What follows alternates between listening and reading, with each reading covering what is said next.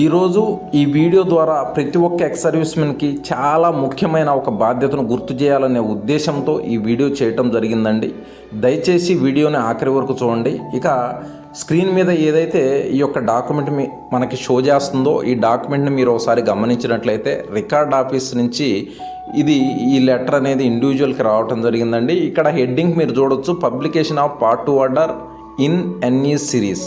ఇక్కడ చూస్తే నేమ్, అలాగే ఇక్కడ date of birth, relationship, part order number అనేవి ఇవ్వటం జరిగింది. అంటే ఇది ఒక మన ఎక్స్ సర్వీస్మెన్కి రికార్డ్ ఆఫీస్ నుంచి రిసీవ్ అయిన ఒక పార్ట్ ఆర్డర్ కాపీ అండి, change of name and date of బర్త్కి సంబంధించి. ఇప్పుడు తను చాలా ప్రశాంతంగా తన ఫ్యామిలీ పట్ల ఉన్న రెస్పాన్సిబిలిటీని పూర్తి చేసినట్లు అనుకోవచ్చండి ఒక రకంగా.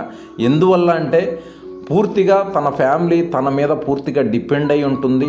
ఇన్ కేస్ అనుకోని పరిస్థితుల్లో ఎక్స్ సర్వీస్మెన్కి ఏదైనా జరిగినట్లయితే ఫ్యూచర్లో వారికి రావాల్సిన అన్ని బెనిఫిట్స్, అలాగే ఫ్యామిలీ పెన్షన్ అనేది ఎక్కడ ఏ పరిస్థితుల్లోనూ అటకాయించకుండా వారికి టైంకి రావాల్సిన అన్ని బెనిఫిట్స్ అనేది రావటం జరుగుతుందండి. ఇదండి ఒక ఎక్స్ సర్వీస్మెన్కి ఉండవలసిన మొట్టమొదటి రెస్పాన్సిబిలిటీ. అన్ని పనులు పక్కన పెట్టి ముందు ఈ పని చూద్దాం రండి.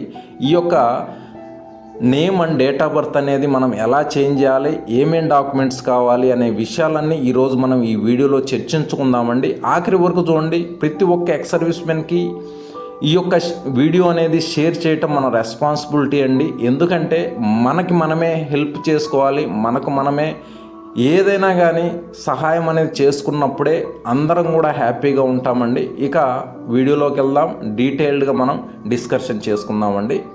మనము డాక్యుమెంట్స్ ఏం కావాలి, date of birth and name change చేసుకోవడం కోసం అనేది కొంచెం ఒకసారి చూద్దామండి. ఇక్కడ ముందుగా Aadhaar card, PAN card, date of birth certificate, SSC certificate, వీటిల్లో ఏవైనా 2 డాక్యుమెంట్స్ అనేవి కంపల్సరీ అండి. వారి యొక్క పిల్లలవి కానీ లేదా స్పోజ్ది కానీ name and date of birth ఏవైనా చేంజ్ చేయాలంటే గిన తప్పకుండా వీటిల్లో 2 డాక్యుమెంట్స్ అనేవి కంపల్సరీగా ఉండాలి.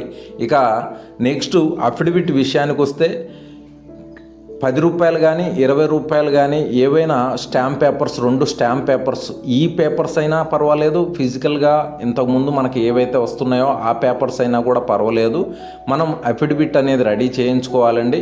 అది ఏదైతే మనకి సైనిక్ బోర్డు, కేంద్రీయ సైనిక్ బోర్డు ద్వారా ఇచ్చిన ఫార్మేట్ని నేను ఇప్పుడు మీకు నెక్స్ట్ షో చేయటం జరుగుతుందండి. ఆ ఫార్మేట్ ప్రకారము మనము ఆ యొక్క అఫిడవిట్ అనేది రెడీ చేయించుకొని నోటరీ చేయించుకోవాలండి. ఇక ముఖ్యమైన విషయానికి వస్తే ఎప్పుడైతే మనం స్పోజ్కి సంబంధించి ఏదైనా స్టాంప్ పేపర్ తీసుకుంటున్నామంటే ఆ స్టాంప్ పేపర్ స్పోజ్ పేరు మీదనే ఉండాలండి. అది కూడా కొత్తగా ఏదైతే నేమ్ మనం చేంజ్ చేస్తున్నామో, అంటే ఫర్ సపోజ్ లక్ష్మి అని ఇంతకుముందు పేరుంటే ఇప్పుడు వారి ఇంటి పేరు యాడ్ చేసి ఏరువ లక్ష్మి అని యాడ్ చేస్తున్నారనుకోండి, కొత్తగా ఏరువ లక్ష్మి అనే పేరు పెట్టబోతున్నారంటే అప్పుడు ఏరువ లక్ష్మి అనే పేరు మీదనే ఆ యొక్క స్టాంప్ పేపర్ అనేది తీసుకోవాలండి. మనం ఈ విషయాన్ని తప్పకుండా మీరు దృష్టిలో పెట్టుకొని ఆ స్టాంప్ పేపర్ తీసుకోవాలండి. ఏదైతే ఈ యొక్క అఫిడవిట్ అనేది ఇస్తున్నారో అది ఎక్స్ సర్వీస్మెన్ తరపున కాకుండా స్పోజ్ తరపుననే ఈ యొక్క ఫార్మేట్ మొత్తం కూడా రెడీ చేయాలి. అలాగే డిపోనెంట్లో కూడా స్పోజ్నే సైన్ చేయాలండి. అంటే నా నేమ్ నేనే చేంజ్ చేసుకుంటున్నాను అని చెప్పేసి స్పోజ్ అందులో స్టేట్మెంట్ ఇవ్వవలసి వస్తుందండి. ఈ విషయాన్ని కూడా గమనించాలి. అలాగే ఇక చిల్డ్రన్ విషయానికి వస్తే చిల్డ్రన్ నోటరీ ఎప్పుడైతే మనం స్టాంప్ పేపర్ తీసుకుంటున్నామో చిల్డ్రన్ కొరకు, ఆ చిల్డ్రన్ స్టాంప్ పేపర్లో ఎక్స్ సర్వీస్మెన్ నేమ్ మెన్షన్ చేసుకోవచ్చండి. ఎక్స్ సర్వీస్మెన్ పేరు మీదనే ఆ యొక్క స్టాంప్ పేపర్ తీసుకోవాలి. అలాగే ఆ నోటరీ మొత్తం కూడా ఎక్స్ సర్వీస్మెన్ పేరు మీదనే, ఎక్స్ సర్వీస్మెన్ తను చెప్పాలండి, నా పిల్లల యొక్క పేరు ఈ విధంగా ఉంది, ఇంతకుముందు ఈ విధంగా నేను చేంజ్ చేయబోతున్నా అని చెప్పేసి మనం స్టేట్మెంట్ ఇవ్వవలసి వస్తుందండి. ఇంతవరకు క్లియర్ అయింది అనుకుంటా అండి అందరికీ. ఇక నెక్స్ట్ మనము ఏవైనా 2 నేషనల్ పేపర్స్లో మనము యాడ్ అనేది ఇవ్వాలండి. ఆ యాడ్ యొక్క కూడా నెక్స్ట్ మీకు చూపిస్తానండి. ఇక అలాగే నేను ఎవరైతే ప్రకాశం, నెల్లూరు డిస్ట్రిక్ట్స్లో ఎవరైతే మన తెలుగు వాళ్ళు ఉన్నారో వారికి కాంటాక్ట్ నెంబర్ కూడా ఇవ్వబోతున్నానండి, ఒక విలేకరి యొక్క కాంటాక్ట్ నెంబర్. మీరు అతన్ని కాంటాక్ట్ అయినట్లయితే అతను మీకు మినిమం ఛార్జ్ చేయటం జరుగుతుందండి. అతనితో నేను ఆల్రెడీ కనీసం 5-6 ఈ యొక్క యాడ్ అనేది వేయించడం జరిగింది. వారు చాలా తక్కువ రేట్లోనే మీకు ఈ పబ్లిష్ అనేది చేయటం జరుగుతుందండి. ఇక మీకు ఆ చింత కూడా ఉండదు, ఆ పేపర్ని ఆ టైంకి నేను తీసుకోగలనా లేదా అని. ఎందుకంటే మీ ఇంటికే వాళ్ళు ఆ యొక్క పేపర్ని కొరియర్ చేయటం జరుగుతుందండి. ఇక ఇంతకంటే సేఫెస్ట్ ఇంకా మార్గం అనేది ఏది ఉండదు. మీరు పబ్లిష్ చేయించుకొని ఆ పేపర్స్ ఇంటికి కూడా తెప్పించుకోవచ్చండి అతనితో మాట్లాడేసి. ఇక చివరి విషయానికి వస్తే మీరు ఈ రెండు ప్రూఫ్స్ ఉన్నాయి కదండి, ఆధార్ కార్డు కానీ పాన్ కార్డు కానీ, వీటిని జిరాక్స్ తీసుకునేసి అలాగే ఈ యొక్క నోటరీ రెడీ చేయించుకునేసి ఆ తర్వాత మీరు న్యూస్ పేపర్లో యాడ్ వేయించుకొని ఆ తర్వాత మీరు ఈ యొక్క discharge book, I card, PPO ఈ మూడింటిని కూడా ఈ యొక్క డాక్యుమెంట్స్తో పాటు జిరాక్స్ యాడ్ చేసేసి సైనిక్ బోర్డులో సబ్మిట్ చేయవలసి వస్తుందండి.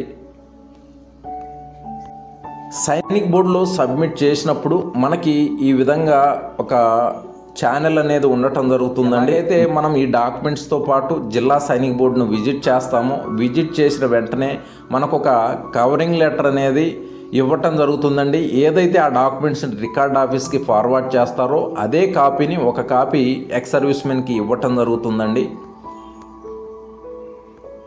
ESMకి ఇవ్వటం జరుగుతుందండి. ఆ కాపీని మనకి ఏదైతే part order copy record office నుంచి అప్పటి వరకు రాదో అప్పటి వరకు ఈ కాపీ మన దగ్గర ఉండటం చాలా అవసరం. ఇక ఆ తర్వాత ఈ యొక్క కాపీని మనం తీసుకున్న వెంటనే రికార్డ్ ఆఫీస్ నుంచి మనకు ఒక పార్ట్ ఆర్డర్ కాపీ ఒక 3 to 6 months లోపు మనకు ఒక రికార్డ్ కాపీ రావటం జరుగుతుందండి, పార్ట్ ఆర్డర్ కాపీ. అదే కాపీ జిల్లా సైనిక్ బోర్డుకు కూడా వెళ్ళటం జరుగుతుంది. ఇక ఈ కాపీని మనము డిశ్చార్జ్ బుక్లో మనం పేస్ట్ చేసుకోవాలండి. ఈ డిశ్చార్జ్ బుక్లో మనకి ప్రూఫ్గా ఉంటుంది. ఏదైతే పార్ట్ ఆర్డర్ కాపీ మీకు స్టార్టింగ్లో చూపించానో ఆ పార్ట్ ఆర్డర్ కాపీ మీకు డిశ్చార్జ్ బుక్లో మీరు ఈ యొక్క పార్ట్ ఆర్డర్ కాపీని డిశ్చార్జ్ బుక్లో మీరు పేస్ట్ చేసుకోవాలండి. ఆ తర్వాత మీరు చేయవలసిన ఇంకో విషయం ఏంటంటే PCDA స్పర్శ నుంచి ఒక కార్జెండం PPO కూడా ఇష్యూ అవుతుంది. ఏదైతే మీరు నేమ్ చేంజ్ చేశారో అదే పేరు మీద కార్జెండం PPO కూడా ఇష్యూ అవటం జరుగుతుంది. ఆ PPO వచ్చిన అనంతరం మీకు కన్ఫర్మ్ అవటం జరుగుతుంది ఈ చేంజ్ ఆఫ్ నేమ్ అనేది పూర్తిగా ఈ యొక్క యాక్షన్ అనేది కంప్లీట్ అయ్యింది. అఫిడవిట్ ఎలా ఈ ఫార్మెట్ ఉండాలి అనేసి ఒకసారి మీరు ఇక్కడ గమనించినట్లయితే ఇది వీడియోని మీరు ఒకసారి పోస్ట్ చేసుకునేసి నోట్ చేసుకుంటే బాగుంటుందని నా ఉద్దేశం అండి. ఎందువల్ల అంటే నేను ఇప్పుడు ఈ యొక్క చదివి చెప్పినప్పటికీ ఈ వీడియో లెంత్ అవుతుందనే కానీ లేదంటే వేరే ఉద్దేశం ఏం లేదండి. ఇక్కడ మీరు ఒకసారి గమనించినట్లయితే ఈ అఫిడవిట్లో పూర్తిగా తన సైడ్ నుండి ఈ యొక్క అఫిడవిట్ అనేది ఇవ్వటం జరుగుతుంది. ఇక్కడ మీరు చూడవచ్చు ఇక్కడ ఏదైతే పేరుందో ఏరువా లక్ష్మి ఏదైతే ఉందో ఆ తర్వాత వైఫ్ ఆఫ్ మన ఆర్మీ నెంబర్, నేమ్, ర్యాంక్ అనేది ఇక్కడ రావటం జరుగుతుంది. అలాగే ఇక్కడ అడ్రస్ అనేది రావటం జరుగుతుంది.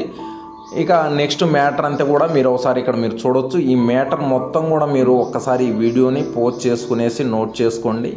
అలాగే పిల్లల అఫిడవిట్ అనేది ఎలా ఉండాలో కూడా ఒకసారి ఇక్కడ మీరు చూడవచ్చు. పిల్లల విషయంలో ఇక్కడ మీరు చూడొచ్చండి. ఇక్కడ ఎవరి పేరు మీద అయితే తీసుకున్నారో అది ఎక్స్ సర్వీస్మెన్ పేరు మీదనే ఈ యొక్క స్టాంప్ పేపర్ తీసుకోవాలి. ఇక ఫార్మేట్ మొత్తం కూడా ఇక్కడ చూడొచ్చు మీరు సేమ్ టు సేమ్. ముందుగా ఇక్కడ మన army number name IXX number అని చెప్పేసి ఇక్కడ ర్యాంక్, నేమ్ మొత్తం కూడా ఈ విధంగా డీటెయిల్స్ రావటం జరుగుతుందండి. ఇక తర్వాత పిల్లల పేర్లు ఏ పేరు నుండి ఏ పేరుకు చేంజ్ చేస్తున్నారు ఈ విధంగా పూర్తిగా కూడా డీటెయిల్స్ అనేవి ఇక్కడ మనం మెన్షన్ చేయాలి. అలాగే ఇక్కడ డిపోనెంట్ దగ్గర ఎక్స్ సర్వీస్మెన్ ఇక్కడ సైన్ చేయాలండి.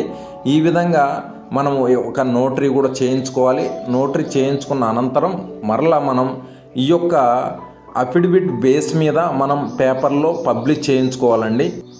ఇప్పుడు ఆ అఫిడవిట్ రెడీ అయిన తర్వాత అఫిడవిట్ బేస్ మీదనే మనం ఈ యొక్క change of name and date of birth అనేది ఇదే మ్యాటర్తో మనం పబ్లిష్ చేయించుకోవాలండి.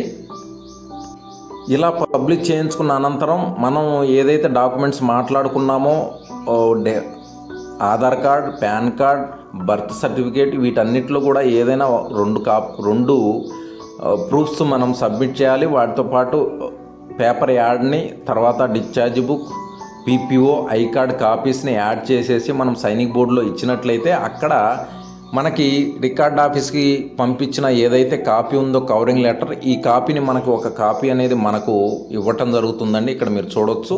ఈ కాపీ బేస్ మీద మనకి ఒక 3 to 4 monthsలో మనకి ఏదైతే పబ్లిష్ చేసిన పార్ట్ ఆర్డర్ కాపీ అనేది మనం రిసీవ్ చేసుకోవడం జరుగుతుందండి.